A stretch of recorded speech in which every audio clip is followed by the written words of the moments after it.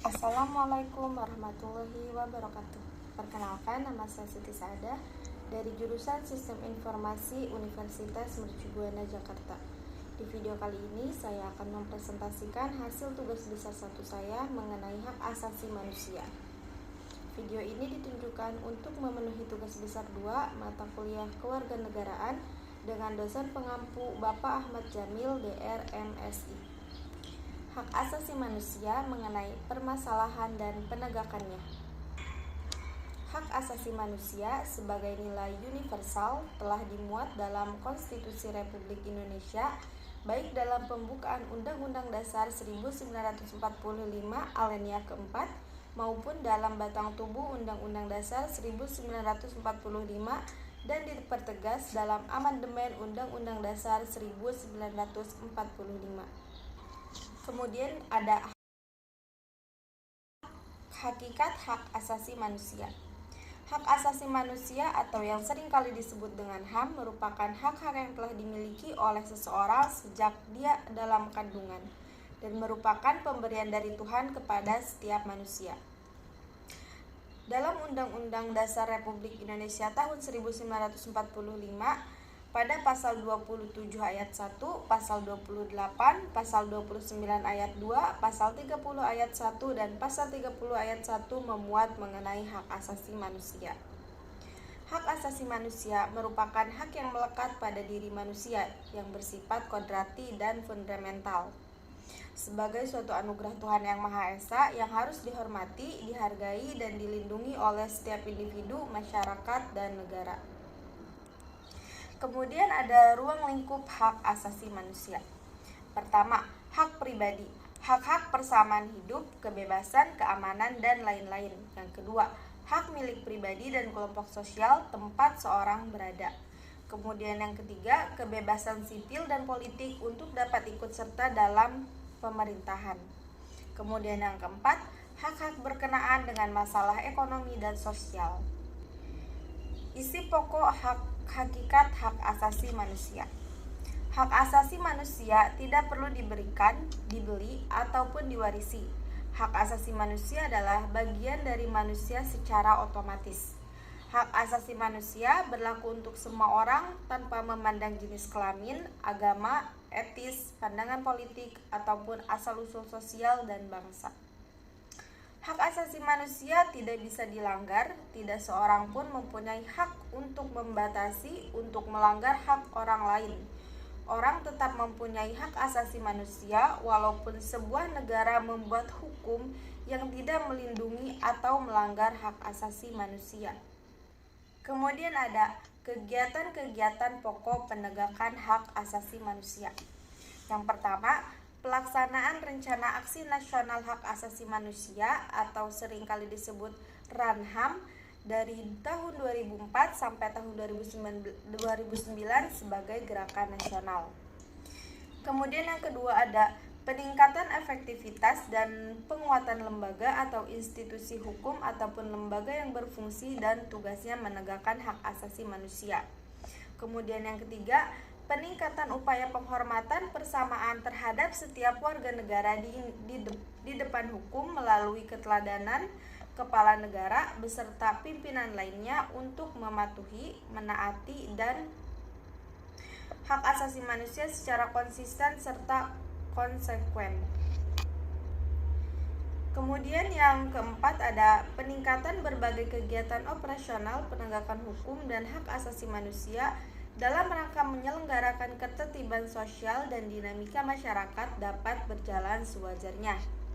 Kemudian yang kelima, penguatan upaya-upaya pemberantasan korupsi melalui pelaksanaan rencana, aksi nasional, dan pemberantasan korupsi. Kemudian yang keenam ada peningkatan penegakan hukum terhadap pemberantasan tindak pidana, terorisme, dan penyalahgunaan narkotika serta obat lainnya.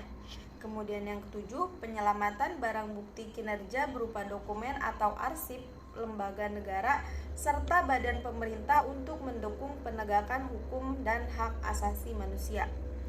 Kemudian yang terakhir ada peningkatan koordinasi dan kerjasama yang menjamin efektivitas penegakan hukum dan hak asasi manusia.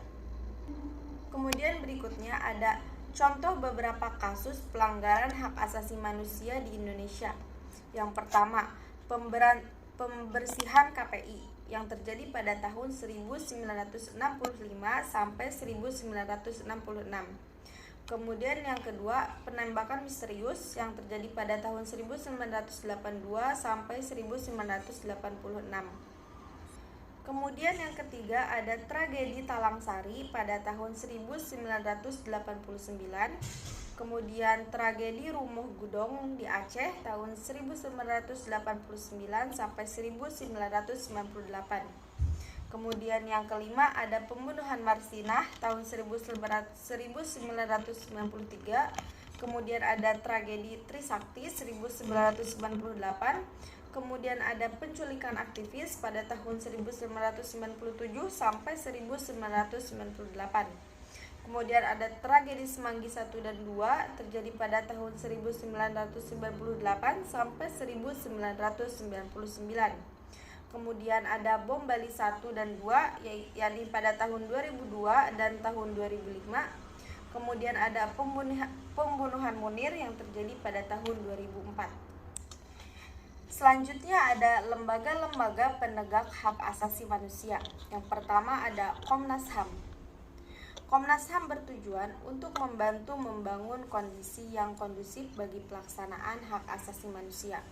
Kemudian untuk meningkatkan perlindungan dan penegakan hak asasi manusia guna berkembangnya pribadi manusia Indonesia seutuhnya dan kemampuan berpartisipasi dalam berbagai bidang kehidupan. Kemudian yang kedua ada Pengadilan HAM. Pengadilan Hak Asasi Manusia merupakan pengadilan kasus yang berada di lingkungan peradilan umum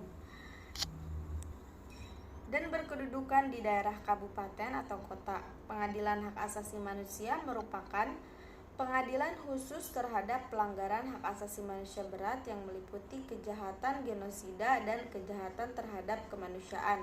Undang-Undang Dasar Republik Indonesia Nomor 26 Tahun 2000 tentang Pengadilan Hak Asasi Manusia. Kejahatan genosida adalah setiap perbuatan yang dilakukan dengan maksud untuk menghancurkan atau memusnahkan seluruh atau sebagian kelompok bangsa, ras, kelompok etnis, dan agama. Kemudian selanjutnya ada Komisi Nasional Perlindungan Anak dan Komisi Perlindungan Anak Indonesia. Komisi Perlindungan Anak Indonesia bertugas untuk melakukan sosialisasi seluruh ketentuan peraturan perundang-undangan yang berkaitan dengan perlindungan anak. Kemudian yang kedua, mengumpulkan data dan informasi, menerima pengaduan masyarakat, melakukan penelaahan, pemantauan, evaluasi, dan pengawasan terhadap penyelenggaraan perlindungan anak. Kemudian yang ketiga, memberikan laporan, saran, masukan, dan pertimbangan kepada Presiden dalam rangka perlindungan anak. Misalnya, untuk tugas memberikan masukan kepada Presiden atau pemerintah, KPAI meminta pemerintah segera membuat undang-undang larangan merokok bagi anak atau setidak-tidaknya memasuki pasal larangan merokok bagi anak dalam undang-undang. Kemudian ada Komisi Kebenaran dan Rekonsiliasi. Komisi Kebenaran dibentuk berdasarkan UU RI Nomor 27 Tahun 2004 tentang Komisi Kebenaran dan Rekonsiliasi. Komisi Kebenaran dan Rekonsiliasi KKR untuk 1. Memberikan alternatif penyelesaian pelanggaran hak asasi manusia berat di luar pengadilan hak asasi manusia. Ketika penyelesaian pelanggaran hak asasi manusia berat lewat pengadilan hak asasi manusia dan pengadilan hak asasi manusia mengalami kebuntuan. Yang kedua, sarana mediasi antara pelaku dengan korban pelanggaran hak asasi manusia berat untuk menyelesaikan di luar pengadilan hak asasi manusia. Kemudian selanjutnya ada LSM Pro, Demokrasi dan Hak Asasi Manusia. Yang termasuk LSM ini diantaranya adalah YLBHI, yaitu Yayasan Lembaga Bantuan Hukum Indonesia. Kemudian ada Kontras, Komisi untuk Orang Hilang dan Korban Tindak Kekerasan. Kemudian ada LSAM, Lembaga Studi dan Advokasi Masyarakat. Kemudian ada PBHI, Perhimpunan Bantuan Hukum dan Hak Asasi Indonesia. Kemudian selanjutnya ada pengembangan pendidikan hak asasi manusia. Melalui pendidikan hak asasi manusia, masyarakat dapat memahami konsep, gagasan, dan mempelajari kasus-kasus mengenai hak asasi manusia. Sehingga dengan menanamkan pemahaman tersebut, masyarakat Indonesia dapat sadar dan paham mengenai hak asasi manusia sejak dini. Lebih jauh dari itu, melalui pendidikan hak asasi manusia diharapkan dapat memajukan bangsa Indonesia dan masyarakat mengenai menghormati dan menegakkan hak asasi manusia. Selain itu, perlu juga kita mendorong terhadap apa yang diprogramkan oleh Komnas HAM, yaitu Sekolah Ramah HAM atau seringkali disebut dengan SRHAM, yang hingga saat ini belum terrealisasikan. Kemudian ada beberapa aspek yang perlu dipertimbangkan oleh pemerintah dalam memberikan pemahaman terhadap hak asasi manusia. Yang pertama, pengenalan HAM sejak dini melalui aspek pendidikan formal. Pendidikan formal merupakan ruang mendidik anak yang paling efektif termasuk dalam memberikan pengetahuan tentang hak asasi manusia. Kemudian yang kedua, ada pengenalan HAM sejak dini melalui aspek budaya. Dalam menyampaikan materi harus dikaitkan dengan kondisi yang terjadi di lingkungan sekitar dan harus disesuaikan dengan budaya yang berkembang di masyarakat. Kemudian yang ketiga, memberikan pendidikan hak asasi manusia sesuai dengan tingkat usia dan kebutuhan. Hal ini dimaksud agar materi mudah dipahami, dimengerti, dan dimaknai bagi anak. Sebagai seorang pendidik perlu memiliki pengetahuan tentang hak asasi manusia yang memadai dan melaksanakannya di kelas. Kemudian ada cara membangun paradigma hak asasi manusia di sekolah. Pada pasal 4 ayat 1 Undang-Undang Dasar Nomor 20 Tahun 2003 mengatakan, pendidikan diselenggarakan secara demokratis dan berkeadilan serta tidak diskriminatif dan dengan menunjang tinggi hak asasi manusia, nilai keagamaan, nilai kultur, dan nilai kemajmukan bangsa. Ayat ini menandaskan pentingnya prinsip dan norma hak asasi manusia, selain agama dan nilai budaya. Sebagai cara atau metode untuk mencapai tujuan pendidikan nasional, sebagaimana diamanatkan undang-undang, sayangnya, prinsip-prinsip hak asasi manusia belum sepenuhnya diimplementasikan dalam sistem belajar di sekolah dan menjadi paradigma baru di lembaga pendidikan sekolah. Berdasarkan data survei yang dirilis Kementerian Pemberdayaan Perempuan dan Perlindungan Anak tahun 2015, terungkap 84% siswa-siswi sekolah pernah mengalami tindakan kekerasan. 46% dari siswa laki-laki menyatakan guru dan petugas sekolah sebagai pelaku, namun juga sebaliknya. 75% siswa-siswi mengaku pernah melakukan kekerasan. Data ini diperkuat sinyalemen Komisioner Komnas Hak Asasi Manusia BK Ulung Haspara bahwa salah satu krisis dalam dunia pendidikan saat ini melanggar hak asasi manusia.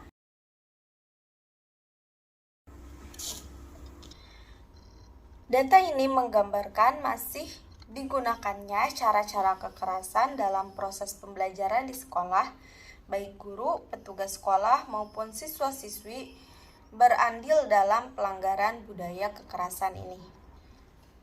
Di dalam Konvenan Internasional Hak Ekonomi Sosial Budaya (EKSOB) yang sudah diartifikasi ke dalam Undang-Undang Nomor 11 Tahun 2005 Pasal 13 menjelaskan pendidikan sebaiknya diarahkan pada martabat kepribadian manusia, memampukan setiap orang untuk turut terlibat secara efektif dalam suatu masyarakat yang merdeka, dan harus mempromosikan pemahaman antar kelompok etnik, juga antar negara, kelompok religius, dan ras. Sekian video presentasi yang saya sampaikan. Mohon maaf bila ada kekurangan dan kesalahan dalam pengucapan. Saya ucapkan terima kasih. Wassalamualaikum warahmatullahi wabarakatuh.